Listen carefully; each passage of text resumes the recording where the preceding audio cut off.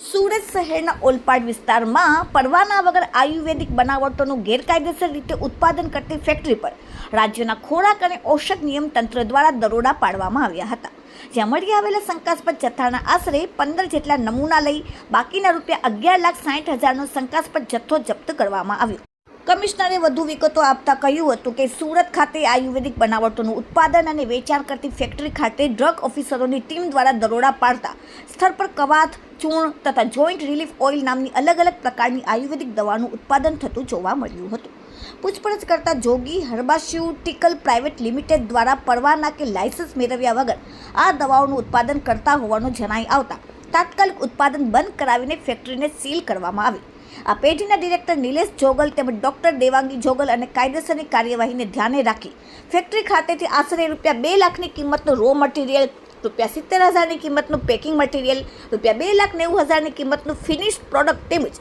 ₹6 લાખની કિંમતના કવાથ, ચૂર્ણ તથા ઓઇલ બનાવવાની મશીનરી મળીને ₹11,60,000 કિંમતનો મુદ્દામાલ જપ્ત કરવામાં આવ્યો. તેમજ કમિશનરે ઉમેર્યું હતું કે ખોરાક અને ઔષધ નિયમન તંત્રની ટીમ દ્વારા ફેક્ટરી ખાતે ઉત્પાદિત શંકાસ્પદ આયુર્વેદિક દવાના 5 નમૂના તથા રો મટીરિયલ્સના 10 નમૂનાઓ મળીને કુલ 15 નમૂનાઓ લઈ પૃથ્થકરણ માટે સરકારી પ્રયોગશાળા વડોદરા ખાતે મોકલી આપવામાં આવી છે, જેનો પૃથ્થકરણ અહેવાલ આવ્યા બાદ આગળની કાયદેસરની કડક કાર્યવાહી હાથ ધરવામાં આવશે. દવાના નમૂનાઓનું પરીક્ષણ કરી ભેળસેળ કરતા તત્વો સામે તેમજ ગેરકાયદેસર રીતે બનાવટી એલોપેથિક, આયુર્વેદિક અને કોસ્મેટિક દવા બનાવતા ઇસમો વિરુદ્ધ કડક કાર્યવાહી કરવા માટે તંત્ર